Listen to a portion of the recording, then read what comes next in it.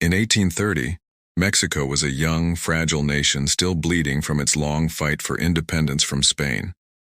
After over a decade of revolution, the country was free, but broken, unstable, divided, and struggling to govern itself.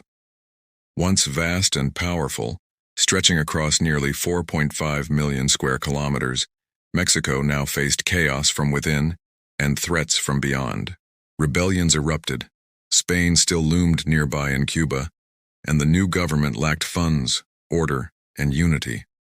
Meanwhile, to the north, the United States was expanding rapidly, driven by a hunger for land and a belief in manifest destiny, the idea that its people were destined to control the continent. The U.S. had already bought the Louisiana Territory from France, but its ambitions didn't stop there. When Texas broke away from Mexico in 1836, it sparked a dangerous rivalry. Though the U.S. initially refused to annex Texas, fearing conflict and the spread of slavery, everything changed after President James K. Polk took office in 1844. Determined to expand westward, he sought California, New Mexico, and beyond. When Mexico rejected his offers to sell the territories, Polk sent American troops into disputed borderlands between the Rio Grande and the Nueces River, and on April 25, 1846, the spark ignited.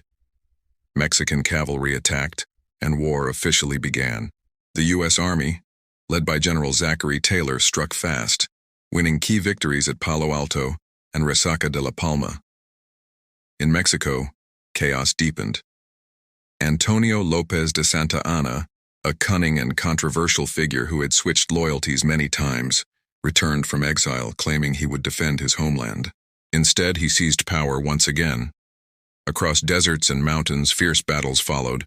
Monterrey, Buena Vista, and Veracruz. American forces pushed relentlessly toward the heart of Mexico, while naval blockades choked its coasts. In 1847, General Winfield Scott led a daring amphibious landing at Veracruz, the first in U.S. history, and marched toward Mexico City. At Cerro Gordo, Churubusco, and finally Chapultepec, the Americans fought through blood and resistance until they captured the capital itself. By 1848, the war was over.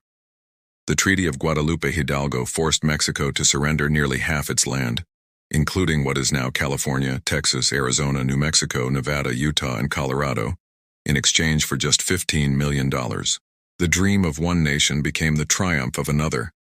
The borders of North America were redrawn forever, and history would remember it not as a war of honor, but as one of ambition, a moment when destiny blurred with greed, and two nations paid the price.